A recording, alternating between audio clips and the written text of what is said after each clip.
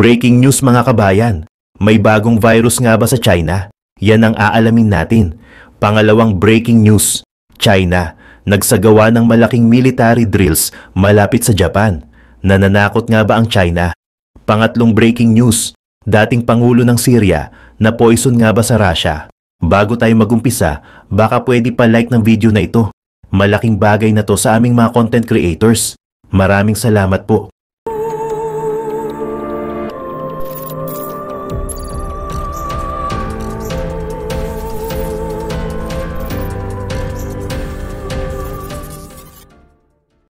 Sa mga huling araw ng 2024, ang hukbong pangdagat ng China ay gumawa ng ilang mga unusually muscular deployments sa mga sensitive locations, kabilang ang strait na nasa hangganan ng base ng US Navy sa Okinawa. Ayon kay Yomiuri Shimbun, ang mga Chinese forces daw ay nagsagawa ng mga previously unseen maneuvers sa Miyako Strait. Dumadaan ang mga ito sa mga Southwest Islands ng Japan. Noong December 22, tatlong Chinese PLA Navy frigates ang naglayag sa pagitan ng main island ng Okinawa at Miyakojima patungo sa East China Sea. Sinamahan sila ng tatlong barko ng China Coast Guard, kabilang ang CCG-2901 at CCG-5901. Ang mga movement na ito ay sinasabing makabuluhan dahil sa lokasyon ng strait, nakatabi lang ng largest centration ng US forces sa Japan. Ang Kadena Air Base na matatagpuan malapit sa gitna ng isla ay mahalaga para sa mga operasyon ng US sa Korean War at Vietnam War. At ang lokasyon nito ay magbibigay dito ng pangunahing papel sa anumang salungatan sa future ng Taiwan. Ang Okinawa ay nag-host din ng US Marine Corps 3rd Marine Expeditionary Force o ang core ng Rapid Reaction Forces ng USMC sa First Island Chain. Maaaring paghiwalayin ng Chinese blockade sa Miyako Strait ang stand-in forces ng Marine Corps sa kanilang supply chain. Ayon sa Kyodo News, ang US Marine Littoral Regiment ay may mga plano na mag-deploy ng HIMARS rocket artillery launcher sa mga dispersed location sa southwestern islands ng Japan kung sakaling magkaroon ng highly imminent Taiwan contingency. Kasama sa planong ito ang mga site sa malayong bahagi ng Miyako Strait mula sa Okinawa. Ayon sa isang government source ng Japan, ang patrol na ito ay isang unusual move na nagpapahiwatig ng intensyon ng China na mag-impose ng naval blockade. Samantala, sa iba pang mga balita, isang pagtatangka ng panglalason ang ginawa sa napatalsik na diktador na si Bashar al-Assad.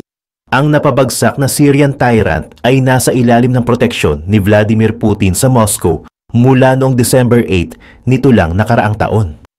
Ngunit ang online account na General SVR na pinamamahalaan ng isang dating top spy sa Russia ay nagsabi na siya ay nagkasakit noong linggo. Sinasabi nito na si Assad ay humingi ng tulong medikal pagkatapos ay mabilis at agaran na itong umubo ng malala at hindi umano ito makahinga. Batay sa source, mayroon umanong napakaraming dahilan upang paniwalaan na ito ay isang assassination attempt. Sinasabing si Assad ay ginagamot sa kanyang apartment at ang kanyang kondisyon ay dapat umanong mag-stabilize sa dadating na Lunes. Batay sa mga ulat tungkol sa test na isinagawa sa kanya, lumilitaw daw na ang kanyang sistema ay nalason. Wala pa naman umanong confirmation mula sa Russia. Samantala, noong nakaraang buwan ay ipinahayag na ang asawa ni Al-Assad na si Asma ay pinagbawalan na bumalik sa UK. Si Asma ay 49 years old at ipinanganak sa London. Siya ay hindi na makakauwi dahil ang kanyang passport ay nag-expire na. Si Asma ang kanyang witty tyrant na asawa at ang kanilang pamilya ay kasalukuyang naninirahan sa Moscow. Ang mag-asawa ay tumakas sa pagbagsak ng Syria habang ang 2 dekada ng kapangyarihan ni Assad ay nabura sa loob lamang ng ilang araw sa pamamagitan ng pagsalakay ng mga rebelde. Ang despot ng Russia na si Vladimir Putin, isang kaibigan ng pamilya, ay nag-alok sa kanila ng matitirahan habang sila ay desperadong tumakas sa Middle East. Ngunit mula nang sila ay ma-exile, mayroon ng lumilitaw na mga ulat tungkol sa kagustuhan ni Asma na bumalik na sa UK at maaari umanong gusto na nitong makipag-divorce kay Assad. Sa iba pang mga balita, ang China ay nakakaranas ng pagtaas ng mga sakit sa paghinga, lalo na ang HMPV habang papalapit ang taglamig. Ang mga ospital ay na-overwhelmed sa mga pagkatakot ng isa na namang healthcare crisis. Ang panapanahong pagtaas ng respiratory illnesses sa China ay nakakakuha ng malaking atensyon ngayong taon, lalo na sa social media. Ang focus ay nagmumula sa mga unfounded comparisons sa COVID-19 pandemic na nagsimula 5 taon na ang nakakaraan. Binigyang diin ng World Health Organization ang pagtaas ng mga cases sa isang November bulletin na nagno-note na ang mga respiratory infections ay tumaas mula noong Oktubre. Bilang tugon, ang National Disease Control and Prevention Administration ng China ay naglunsad ng isang pilot monitoring system na naglalayong i-manage at i-identify ang unknown origin pneumonia. Ang initiative na ito ay idinisenyo upang ma-improve ang pag-track at pagresponde sa pagdami ng mga winter-related respiratory infections. Bagamat ang social media ay puno ng mga claims tungkol sa overcrowded hospitals, walang opisyal na ulat na nagsasuggest na ang sitwasyon ay kritikal. Gayunpaman, kinilala ng NCDPA ang isang kapansin-pansin na pagtaas ng mga respiratory infections sa pagitan ng December 16 at December 22. Ang mga bagong protocol ng NCDPA ay nagre-require sa mga laboratorio na mag-ulat tungkol sa mga infections, habang ang mga disease control agencies ang magbe-verify at magmamanage sa mga kaso upang matiyak ang coordinated response sa kasalukuyang krisis. Japan, galit na galit dahil tuloy-tuloy ang pagpatrol ng China's Coast Guard na nagdudulot ng tumitinding maritime standoffs. At ngayon, may usap-usapan na magsasanib puwersa ang China at Russia, lalo na't nakita ang mga barkong pandigma ng Russia malapit sa baybayin ng Cuba. Noong nakaraang Nobyembre, gumawa ng malaking eksena si Xi Jinping nang bumisita siya sa East China Sea Command ng China Coast Guard at inilunsad ang slogan na "Defend Sovereignty, Only Advance, No Retreat." Ang pahayag na ito ay nagdulot ng matinding tensyon sa paligid ng Diaoyu Islands, halos umabot na sa DEFCON 1 na standoff. Simula Disyembre, 24/7 na nagpapatrol ang mga barko ng Chinese Coast Guard sa mga katubigang malapit sa Diaoyu Islands. Kapag dumating ang mga eroplano ng Japanese Self-Defense Force para magpatrol, matapang silang pinaalis ng mga eroplano ng China. Sinubukan pa ng China Coast Guard na itaboy at kunin ang mga bangkang pangisda ng Japan sa lugar. Malinaw na may balak silang magdulot ng malaking aksyon sa paligid ng Diaoyu Islands. Noong June 7, 4 na heavily armed na barko ng China Coast Guard ang nagpaikot-ikot sa paligid ng Diaoyu Islands nang mahigit 1 oras bago sila umalis. Ayon sa Japan Coast Guard, ito ang unang pagkakataon na lahat ng barko ng China Coast Guard na pumasok sa lugar ay may mga kanyon. Ang mga barko ng China ay iba-iba ang laki mula 1,000 hanggang 5,000 tons. 2 sa kanila ay 1,000 tons na barko. Na-modify mula sa PLA Navy's Type 056 missile frigates. Mayroon pa rin silang mga original na 76mm na mga pangunahing baril, 30mm na mga kanyon, at kagamitan sa electronic warfare. Ayon sa international maritime law, may ilang jurisdiction ang mga coastal states sa mga kalapit na lugar. Hindi ba't tahasang provocation ito para sa mga heavily armed na barko ng China na pumasok sa territorial waters ng Diaoyu Islands? Nagsimula ang pagpatrol ng China Coast Guard sa Diaoyu Islands noong September 2012. At ngayong taon, mas pinalala nila ito sa 24/7 na pagpatrol. Malinaw na ang layunin ay hadlangan ang mga barko ng Japan Coast Guard sa labas ng 12 nautical mile limit. Unti-unting sinisira ang jurisdiction ng Japan at naghihintay ng pagkakataon para sa posibleng paglapag. Ang Diaoyu Islands ay mahalagang bahagi ng strategic layout ng China sa Western Pacific. Kapag kontrolado nila ito, makakapag-breakthrough ang kanilang fleet sa unang island chain papunta sa Western Pacific. Bukod sa military value, tinatayang aabot sa daan-daang milyong tonelada ang oil at gas reserves sa paligid ng Diaoyu Islands.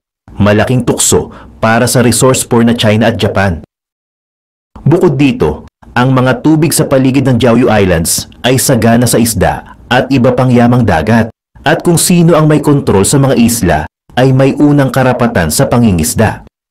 Dagdag pa, may mga bihirang plant resources sa mga isla. Sa mga nakaraang taon, naglagay ang China ng maraming marine monitoring buoys sa exclusive economic zone ng Japan, malapit sa Diaoyu Islands. Siyempre, hindi natutuwa ang Japan dito. At noong March 8, sinabi nila na ang mga buoys na ito ay nagdudulot ng panganib sa mga dumadaang barko at mangingisda, kaya iniutos ang pagtanggal. Pinaghihinalaan ng Japan na ang mga buoys na ito ay maaaring nagtatago ng underwater sonar o electronic surveillance equipment. Maaaring may mga smart mines o dirty bombs din dito na lagpas na sa simpleng pananakot. Bilang tugon sa ultimatum ng Japan, paulit-ulit at sinasadya ng mga barko ng Chinese Coast Guard na pumasok sa loob ng 12 nautical miles ng Diaoyu Islands. Lumalapit sila sa mga bangkang pangisda ng Japan at pinipilit ang mga patrol boats ng Japan na magmaniobra para umiwas, na lalo lang nagpapataas ng tensyon. Isang tagapagsalita ng China Coast Guard ang nagsabi na ang Diaoyu Islands ay inherent territory ng China, mas matindi kaysa sa kanilang dating pahayag na disputed territory ito. Para maintindihan ang issue ng Diaoyu Islands, balikan natin ang panahon pagkatapos ng World War II. Pagkatapos ng World War II, ang Cairo Declaration at Potsdam Proclamation ay nag-utos sa Japan na ibalik ang mga teritoryo, kasama na ang Diaoyu Islands sa China. Noong panahong iyon, ang mga teritoryo ay ibabalik sa gobyerno ng Republic of China o ROC na kumakatawan sa China sa mga negosasyon at pirmahan ng kasunduan sa Japan. Noong 1951 San Francisco Treaty Negotiations, nakuha na ng Chinese Communist Party o CCP ang kontrol sa mainland China. Kinailangang pigilan ng mga kanluraning bansa kasama ang US na mapasakamay ng mga komunista ang Diaoyu Islands. Handa nang ibalik ng Japan ang mga teritoryong nakuha nila sa ilalim ng Treaty of Shimonoseki. Ngunit hindi nakaspecify sa kasunduan kung kanino ibabalik ang mga teritoryong ito pagkatapos isuko ng Japan. Dahil orihinal na isinuko ng Qing Dynasty ang mga teritoryong ito, dapat sanay ibabalik ito sa ROC. Pero dahil hindi na kontrolado ng ROC ang mainland, ang pagbibigay nito sa mainland ay nangangahulog ang pagbibigay nito sa CCP na hindi katanggap-tanggap. Kaya't ang soberanya ng mga teritoryong ito, kasama na ang Diaoyu Islands, ay naiwan na hindi pa rin resolbado pagkatapos ng World War II. Ang sitwasyong ito ay malapit na nauugnay sa pagkuha ng CCP sa mainland China. Kung nanatiling kontrolado ng ROC ang mainland, malamang nasa ilalim na ng kontrol ng China ang Diaoyu Islands, lalo na't ang pamumuno ng CCP sa mainland China ang nag-iwan sa status ng Diaoyu Islands na hindi pa rin malinaw. Pagkatapos, kinuha ng militar ng US ang Diaoyu Islands bilang bahagi ng Okinawa. Noong 1969, natuklasan ang langis malapit sa Diaoyu Islands at ang US at Japan ay pumirma ng Okinawa Reversion Agreement. Ibinalik ang administrative rights ng Okinawa sa Japan pero hindi tinugunan ng soberanya. Noong 1996, sinabi ni Kurt Campbell, isang mahalagang tao sa National Security Council ng Administrasyong Clinton, na saklaw ng US-Japan Security Treaty ang Diaoyu Islands. Karaniwang ipinakita nito ang posisyon ng US na ang soberanya ng Diaoyu Islands ay mananatiling hindi resolbado, ngunit hindi dapat mapasakamay ng China ang lugar. Balik tayo sa modern time. Hindi binaliwala ng gobyerno ng Japan ang provocation na ito. Nagpasa sila ng matinding diplomatikong protesta laban sa China na inaakusahan itong lumalabag sa international law. Samantala, pinalawak ng Japan ang kanilang self-defense forces, patrols at military exercises sa paligid ng Diaoyu Islands. Nag-deploy na ng kanilang pinakabagong kagamitan ng Japan. Kasama na ang dalawang malalaking patrol ships na may timbang na 3,500 tons at 1,500 tons bawat isa. Parehong may kakayahang magdala ng helicopters at armas ang mga ito, na lubos na nagpapalakas sa presensya at kakayahang depensiba ng Japan sa lugar. Sabi ng mga analyst, maaaring lumala ang tensyon sa pagitan ng China at Japan mula sa mga salita patungo sa mga tunay na military confrontations na posibleng magresulta sa maliliit na military clashes. Ibinabalita ng Japanese media ang mga pangyayaring ito na nagpapakita ng kahandaang tumugon ng Japan. Bilang matalik na kaalyado ng Japan, inaasahan ang US na magbigay ng matibay na diplomatic at military support. Maaaring isama sa 2024 US National Defense Authorization Act ang mga probisyon para tugunan ang mga aksyon ng China kaugnay ng Diaoyu Islands. Ang patuloy na pag-udyok ng China sa Diaoyu Islands ay hindi lang dahil sa territorial claims. Kasama rin dito ang domestic at foreign policy considerations. Ayon sa ilan, habang may mga advantage ang China at Russia sa Northeast Asia, wala silang malinaw na advantage sa ibang lugar. Kaya't pinipilit ng mga leader ng China na kumilos ng mabilis sa issue ng Diaoyu Islands. Dagdag pa rito, maaaring harapin ng Russia at North Korea ang Japan sa Sea of Japan. Mahina na ang depensa ng Japan sa Sea of Japan. Ang sabay-sabay na pagkilos ng China, Russia at North Korea ay maaaring magpahirap sa Japan. Bukod dito, hindi pa nga nakapirma ng peace treaty ang Russia at Japan, kaya't maaaring lumala ang tensyon patungong digmaan. Ayon sa mga pagsusuri, kung tatagal ang sitwasyon, mas magiging handa ang US at tataas ang kamalayan ng publiko sa Amerika tungkol sa strategic intention ng China na magdudulot ng pagkawala ng advantage ng China. Bagamat mahina ang Pacific Fleet ng Russia at ang fleet ng North Korea, plano ng China, Russia at North Korea na magtayo ng nuclear submarine base malapit sa bungangan ng Tumen River na magiging malaking banta sa Japan. Kasama sa plano ang paggawa ng isla na may military base malapit sa bungangan ng Tumen River, pag-deploy ng mga missiles doon at paggamit ng mga base na ito para magdulot ng direktang military na banta sa Japan. Kamakailan, inanunsyo ng Russia na tinatapos na nito ang kasunduan sa Japan tungkol sa Nuclear Weapons Reduction Cooperation. Hindi lang ito diplomatikong salita, kundi isang uri ng nuclear blackmail. Kasunduan na unang pinirmahan noong 1993 ay pinunduhan ng Japan para tulungan ng Russia na sirain ang mga nuclear weapons mula sa panahon ng Soviet na nakatarget sa Japan. Sa pag-unilateral na pagputol ng kasunduan, binabalaan ng Russia ang Japan na mag-ingat na nagpapahiwatig na maaari silang gumawa ng hakbang militar. Kasabay nito, pinalalakas ng China ang kanilang mga military activities sa East China Sea. Mula huling bahagi ng Mayo hanggang kalagitnaan ng Hunyo, unang beses na naglunsad ang China ng malawakang live fire exercises sa baybayin ng Xiangshan sa Ningbo. Malapit ang Xiangshan sa Diaoyu Islands, kaya't malinaw na ito ay pagpapakita ng puwersa laban sa Japan. Plano rin ng China na magsagawa ng malakihang joint military exercises kasama ang Russia sa Sea of Japan bilang tugon sa US-Japan Alliance, pero hindi nakatugon ang Japan. Binago nila ang kanilang mga batas para lumikha ng Unified Command Operations Headquarters. Noong May 10, pinasa ng Japanese Senate ang isang amendment sa Ministry of Defense Establishment Act na plano nilang itatag ang headquarters na ito bago mag-March 2025 para palakasin ang kakayahan ng US-Japan Alliance na harapin ang mga security challenges mula sa China, Russia at North Korea. Ang headquarters na ito ay mag-uugnay sa command ng Japan's Land Sea at Air Self-Defense Forces at palalakasin ang depensa sa mga bagong security areas tulad ng cyberspace. Dati, ang self-defense forces ay pangunahing defensive, pero ngayon ay naghahanda na sila para sa mas offensive operations. Direktang pamamahalaan ng US forces ang headquarters na ito na may mataas na antas ng seguridad na magpapahirap sa CCP na makapasok. Bukod dito, muling pinagtibay ng US at Japan na saklaw ng US-Japan Security Treaty ang Diaoyu Islands. Pabilis din ng pabilis ang modernisasyon ng mga armas ng Japan. Plano ng Japan na magpakilala ng F-35 stealth fighters para palakasin ang kanilang airstrike capabilities.